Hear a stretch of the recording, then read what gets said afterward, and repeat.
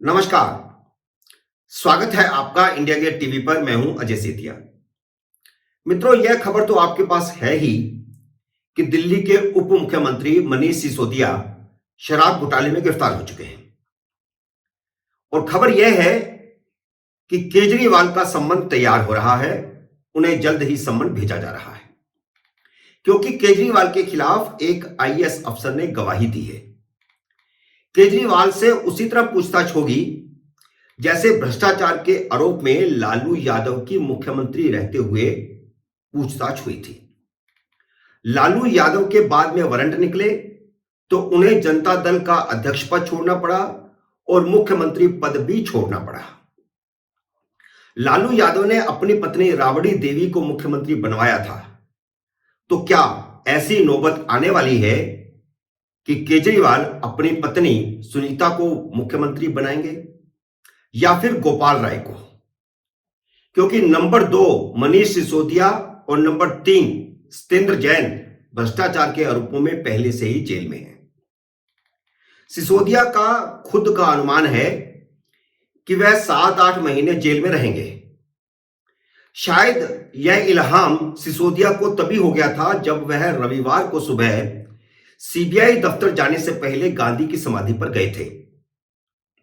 CBI दफ्तर पहुंचने पर उन्होंने आम आदमी पार्टी के वर्करों को संबोधित करते हुए 3 बातें कही थी। पहली यह कि वे 7-8 महीने जेल में रखे जा सकते हैं। दूसरी यह कि उनकी पत्नी बीमार है, जब वह 7-8 महीने जेल में रहेंगे तो पार्टी के नेता उनका ख्याल रखें। तीसरी बात उन्होंने यह कही कि दिल्ली के स्कूली बच्चे मन लगा करके पढ़ें। अब सवाल यह है कि उन्हें यह कैसे पता चला कि वह कम से कम 7-8 महीने जेल में रहेंगे। असल में उनको लगता है कि जैसे सत्येंद्र जैन को पिछले 1 साल से जमानत नहीं मिली, उन्हें भी जल्दी जमानत नहीं मिलेगी। यह एहसास तभी हो सकता है जब उन्हें पता है कि सीबीआई के पास सत्येंद्र जैन के खिलाफ मनी लॉन्ड्रिंग के सबूत हैं। वैसे ही सीबीआई को शराब घोटाले के सबूत भी मिल चुके हैं। दूसरी बात उन्होंने अपनी पत्नी के बीमार होने की कही, और वह सार्वजनिक तौर पर कही। यह बात वह अरविंद केजरीवाल या अन्य किसी नेता या फिर रिश्तेदार को व्यक्तिगत तौर पर कह सकते थे। यह व्यक्तिगत तौर पर कहने वाली बात है, ना कि सार्वजनिक तौर पर कहने वाली। लेकिन उन्होंने जमानत का आधार बनाने के लिए इमोशनल बात की। तीसरी बात भी इमोशनल थी कि दिल्ली में बच्चे, जो स्कूली बच्चे हैं, वह मन लगाकर पढ़े। जैसे उनके जेल जाने पर दिल्ली के बच्चे पढ़ाई बंद कर देंगे और स्कूल जाना बंद छोड़ देंगे। कितनी हास्यास्पद बात है। लेकिन इसका कारण यह है कि वे खुद और उनकी पार्टी के सारे नेता शराब घोटाले से ध्यान हटाने के लिए शिक्षा चला रहे हैं और कह रहे हैं कि वह दुनिया का सबसे बड़े शिक्षा मंत्री हैं। उनसे बड़ा कोई शिक्षा मंत्री हुआ नहीं दुनिया में। आम आदमी पार्टी के नेताओं ने उन्होंने भविष्य में भारत का शिक्षा मंत्री भी उन्हें घोषित कर दिया। सवाल स्कूलों की शिक्षा का नहीं है, सवाल शराब घोटाले का है।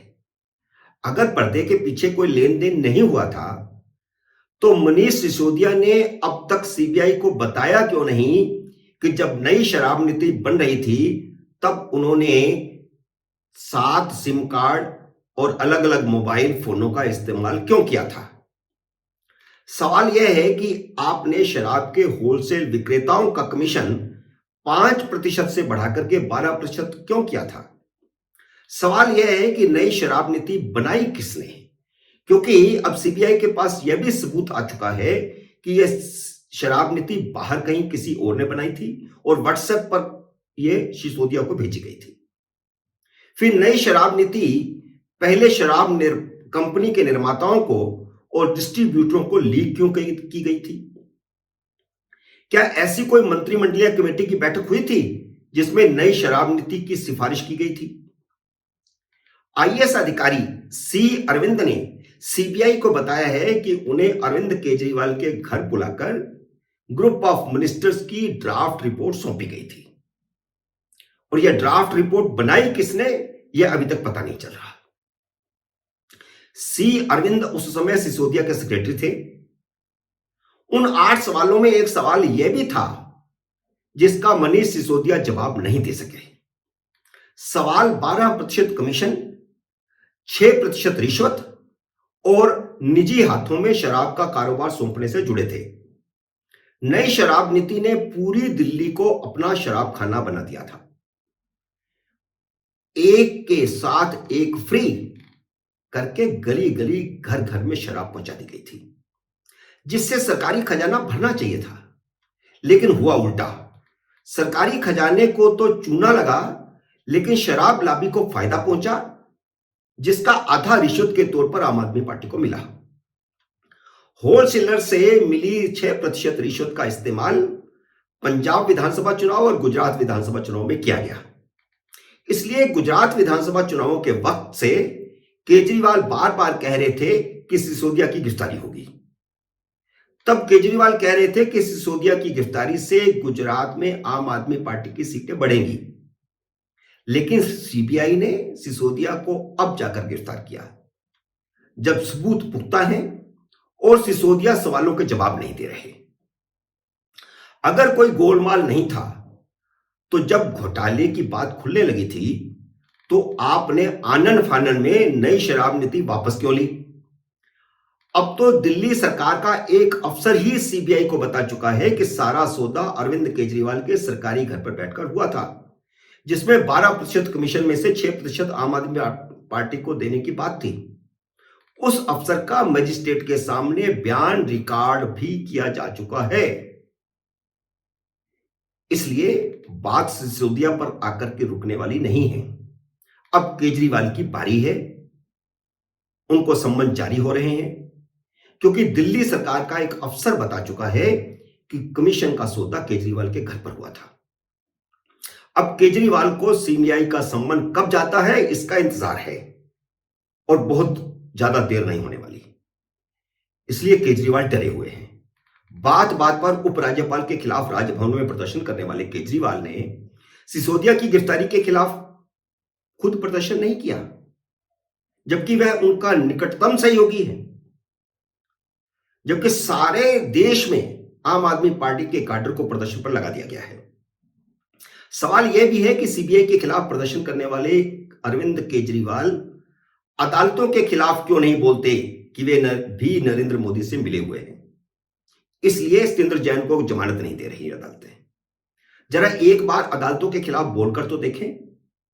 ये वही केजरीवाल है जो सुरेश कलमाड़ी, नितिन गडकरी, सुशील कुमार शिंदे, वीरप्पा मोइली, मायावती, मुलायम सिंह, ममता बनर्जी, फारूक अब्दुल्ला, राहुल गांधी, शरद पवार सबको बेईमान और भ्रष्ट बताते थे, लेकिन सत्येंद्र जैन और मनीष सिसोदिया को दूध का धुला हुआ बता रहे हैं।